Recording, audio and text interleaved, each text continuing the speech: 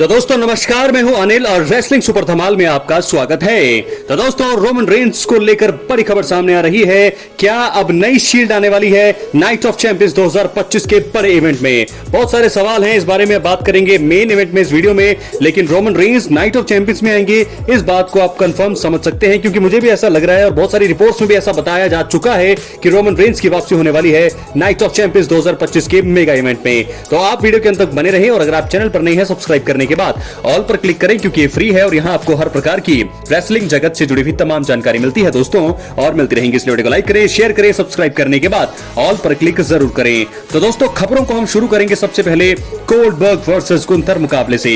आपको बता दें WWE के इतिहास में बिल गोल्डबर्ग का एक ऐसा नाम है जिसने अपनी ताकत, तेजी और अनोखे अंदाज से फैंस के दिलों में खास जगह बनाई। आधुनिक रेसलिंग के इस दिग्गज सुपरस्टार ने हाल ही में घोषणा की है कि 2025 उनका WWE में आखिरी साल होगा, यानी कि आखिरी मुकाबला लड़ना जो है वो आएंगे। अब यह खबर आधिकारिक तौर पर सामने आ चुकी है कि गोल्डबर्ग अपना आखिरी मुकाबला 12 जुलाई 2025 को होने वाले सैटरडे नाइट्स मेन इवेंट में वर्ल्ड हैवीवेट चैंपियन गुंथर के खिलाफ लड़ेंगे। यह मुकाबला न केवल गोल्डबर्ग के करियर का आखिरी पड़ाव होगा, बल्कि WWE के फैंस के लिए भी एक ऐतिहासिक पल होगा। WWE ने 20 जून 2025 को एक प्रेस रिलीज जारी कर इस बात की पुष्टि कर दी है कि बिल गोल्डबर्ग का आखिरी मुकाबला गुंथर के खिलाफ होगा।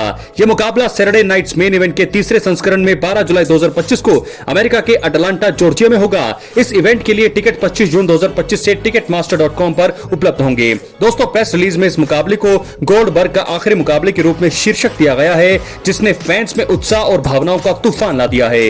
58 साल की उम्र में गोल्डबर्ग इस मुकाबले में जीत हासिल कर वर्ल्ड हैवीवेट चैंपियनशिप अपने नाम करते हैं तो वे WWE के इतिहास में सबसे उम्रदराज चैंपियन बनेंगे। यह उनके शानदार करियर का एक सुनहरा अंत हो सकता है। हाल ही में द नेशनल फुटबॉलर शो पर गोल्डबर्ग ने अपने प्रतिद्वंदी गुंथर के बारे में खुलकर बात की है। उन्होंने कहा, गुंथर मुझे सिर्फ एक 58 साल के बूढ़े इंसान के रूप में देखते हैं जो पहले जैसा नहीं रहा। उन्हें लगता है कि मेरे चरम काल में भी वो मुझे हरा सकते थे, जो मेरे लिए हास्यास्पद है। लेकिन मैं मानता हूं कि गुंथर एक मजबूत चैलेंजर है और वर्तमान में वर्ल्ड हैवीवेट चैंपियन है। दोस्तों सैटरडे नाइट्स मेन इवेंट का यह संस्करण WWE के लिए बेहद खास होने वाला है। यह इवेंट मई 2025 में फ्लोरिडा के टैंपा में आयोजित पिछले संस्करण के बाद तीसरा मौका होगा जब फैंस इस शो का लुत्फ उठाएंगे। गोल्डबर्ग और गुंथर के बीच होने वाला यह मुकाबला न केवल गोल्डबर्ग के करियर का आखिरी चैप्टर होगा, बल्कि यह रेसलिंग फैंस के लिए भी एक भावनात्मक क्षण होगा। बिल गोल्डबर्ग का WWE करियर कई मायनों में प्रेरणादायक रहा है। उन्होंने अपने दमदार प्रदर्शन और स्पीयर और जैक हैमर जैसे मूव से दुनिया भर के फैंस बनाए। 2 बार के WWE यूनिवर्सल चैंपियन और WCW वर्ल्ड हैवीवेट चैंपियन रह चुके गोल्डबर्ग को WWE हॉल ऑफ फेम में शामिल किया जा चुका है। उनके अनफिटेड स्ट्रीक और ताकतवर व्यक्तित्व ने उन्हें रेसलिंग की दुनिया में एक आइकॉन बना दिया। 12 जुलाई 2025 को होने वाले इस मुकाबले में गोल्डबर्ग के पास इतिहास रचने का मौका होगा। अगर वे गुंथर को हराकर वर्ल्ड हैवीवेट चैंपियनशिप जीत लेते हैं तो वे न केवल अपने करियर का शानदार अंत करेंगे, बल्कि WWE के सबसे उम्रदराज चैंपियन बनकर रिकॉर्ड भी बनाएंगे। दूसरी ओर गुंथर जैसे शक्तिशाली और तकनीकी रूप से मजबूत रेसलर के खिलाफ चुनौती आसान नहीं होगी। गोल्डबर्ग का यह आखिरी मुकाबला न केवल उनके करियर का समापन होगा, बल्कि ये उन लाखों फैंस के लिए भी एक भावनात्मक पल होगा जो सालों से उनके प्रदर्शन को देखते आए हैं। गोल्डबर्ग ने अपने करियर में कई यादगार मुकाबले दिए हैं और ये आखिरी मुकाबला भी उस गौरवशाली परंपरा का हिस्सा बनने जा रहा है। WWE फैंस के लिए ये इवेंट एक ऐसी रात होगी जो इतिहास के पन्नों में दर्ज होगी। क्या गोल्डबर्ग अपने करियर का अंत चैंपियन बनकर करेंगे या गुंथर अपनी बादशाहत कायम रखेंगे? इसका जवाब 12 जुलाई 2025 को अटलांटा जॉर्जिया में मिलेगा। तो दोस्तों कैसे लगी आपको अपडेट, अपनी राय कमेंट बॉक्स में जरूर दें। चैनल पर नए सब्सक्राइब करें। अब हम बढ़ेंगे अपनी अगली खबर की ओर जो जुड़ी है सोलो सिकोआ और जेकब फाटू से। तो दोस्तों बात अब होगी सोलो सिकोआ और जेकब फाटू की।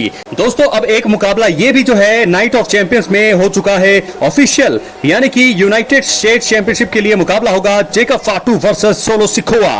जो बात हम कर रहे थे रेसलमेनिया 41 में, वो अब होगा नाइट ऑफ चैंपियंस 2025 में। जेकब फाटू यूएस चैंपियनशिप है, इस समय यूनाइटेड स्टेट चैंपियन है हमारे, और उनके सामने सोलो सिकोआ की चुनौती होगी। देखना होगा कि यह मुकाबला कहां तक जाने वाला है। हालांकि आपको बता दें जिमी ऊसो ने आज स्मैकडाउन के शो में उनकी हेल्प करी है, क्योंकि सोलो सिकोआ सिकोआ और जेसी मटेओ ने बुरा हाल किया था जेकब फाटू का, उन पर अटैक किया, लेकिन जिमी उसो ने बचाने आए। बाद में जिमी उसो पर भी अटैक किया, लेकिन पीछे से यहां पर उनका साथ दिया जेकब फाटू ने। तो जेकब फाटू के कॉर्नर में हमें साफ दिख रहा है कि जिमी उसो होंगे। यहां से एक संकेत तो साफ दिख रहा है कि नाइट ऑफ चैंपियंस 2025 में बवाल होने वाला है। कौन जीतेगा ये तो वक्त बताएगा, लेकिन मुकाबला जो है बहुत ही शानदार होगा।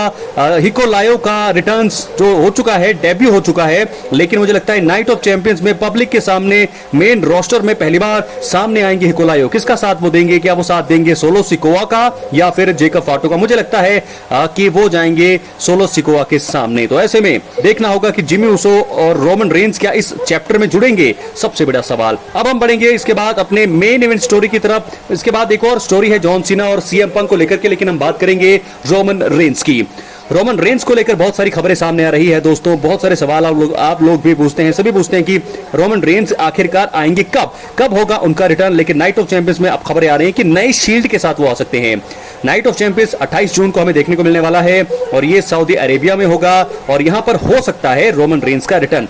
दोस्तों आपको बता दें, WWE ने अभी तक कुछ भी ऐसा हिंट नहीं दिया है कि जिससे रोमन रेंस के बारे में कुछ पता लगाया जा सके। तो मैं आपको बता दूं कि रोमन रेंस का रिटर्न तो होगा, ये तो कंफर्म है, लेकिन एक सरप्राइज तौर पर हो सकता है। अब 2 से 3 चीजें यहां पर नजर आ रही हैं कि 2 से 3 स्टोरीज में से किसी एक स्टोरीज में वो जा सकते हैं। सेथ रॉलिंस के फैक्शन के साथ अगर उनको मुकाबला करना है तो उनको एक चाहिए टीम और साथ में चाहिए वाइसमैन। तो वाइसमैन के तौर पर मुझे लगता है रिकी होंगे या कोई और हो सकता है, और 2 मेंबर उसोस हो सकते हैं, या शायद मुझे लगता है कि एक स्टोरी ये, अगर सेथ रॉलिंस के फैक्शन के साथ अगर उनको सीधा नहीं ले जाया जाएगा तो मुझे लगता है कि वो सबसे पहले आएंगे, रिटर्न करेंगे। जेकब फाटू और सोलो सिकोआ के बीच अब जो विवाद बढ़ चुका है वहां पर वो जो है अपने कदम रख सकते हैं। तो रोमन रेंस का रिटर्न यहां भी हो सकता है। और तीसरा एक और चीज, न्यू शील्ड, नई शील्ड के बारे में बताया जा रहा है। तो क्या नई शील्ड में रोमन रेंस वहां के इंचार्ज होंगे?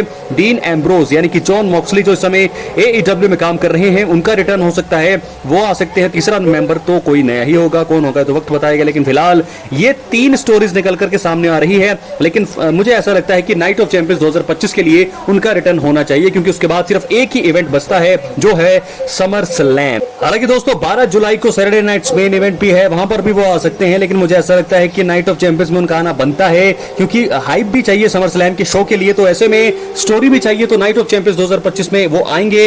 इस बात की थोड़ी सी जो है संभावना बहुत ज्यादा है, लेकिन उनकी संभावना तो मनी इन द बैंक में भी थी, लेकिन देखना होगा क्या होने वाला है। लेकिन 3 स्टोरीज नजर आ रही है।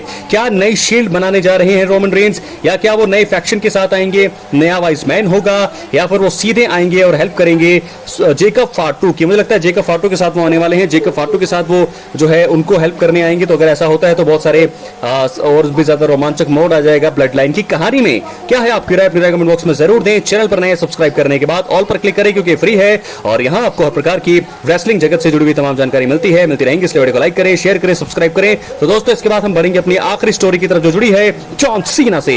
तो दोस्तों आखिर में बात होगी जॉन सीना के आइकॉनिक, मुझे लगता है कि इस साल का अब तक का सबसे अच्छा प्रोमो अगर रहा है सीना का तो ये रहा है। सीएम पंक को टेबल पर धराशायी किया और पाइप बॉम्ब, बहुत सारी चीजें। 2011 अगर आपको याद नहीं होगा, अगर आपने वहां नहीं देखा होगा, सीएम पंक ने किस प्रकार डोमिनेट किया था। उस समय सीएम पंक एक हील थे, जॉन सीना बेबी फेस थे, और वहां से जो है वहां की स्टोरी को अब जाकर के रिक्रिएट किया है जॉन सीना ने। आइकॉनिक ये मुकाबला होने वाला है, और उससे पहले आइकॉनिक एक सेगमेंट था। इस पूरे सेगमेंट में जॉन सीना हावी रहे सीएम पंक पर। सीएम पंक काफी देर तक दोस्तों टेबल में जो है नीचे गिरे रहे, और काफी लंबा यहां पर सेगमेंट रहा, काफी लंबा प्रोमो रहा जॉन सीना का। जॉन सीना बता रहे थे कि आखिरकार किस प्रकार उनका जो डेडिकेशन है, उनके डेडिकेशन के चलते जो है 25 साल की उन्होंने जो सर्विस दी है, जिसके चलते उनका करियर अच्छा रहा है। 25 साल उनका dedication, contrast with CM Punk, breaking the fourth wall, बहुत सारी चीजें उन्होंने बोली, जिसके चलते अब आप देख सकते हैं कि बहुत सारे सवाल जो है इनकी अब सामने आ रहे हैं। You will step on the necks of the people who actually work hard if it gets you ahead. Hey Claudia Castagnoli, hey Nick Nemeth, hey Matt Cardona, how you guys doing. तो ये सारे नाम लिए हैं, 3-4 नाम यहाँ पर। Fourth wall के बारे में बात करी है। तो दोस्तों पोटेंशियल बेबी फेस टर्न भी यहाँ पर आ रहा है। तो क्या बेबी फेस होने वाला है यहाँ पर जॉन सीना का? बहुत सारे सवाल अपनी राय कमेंट बॉक्स में जरूर। मिलता है अगले वीडियो में, बहुत बहुत धन्यवाद।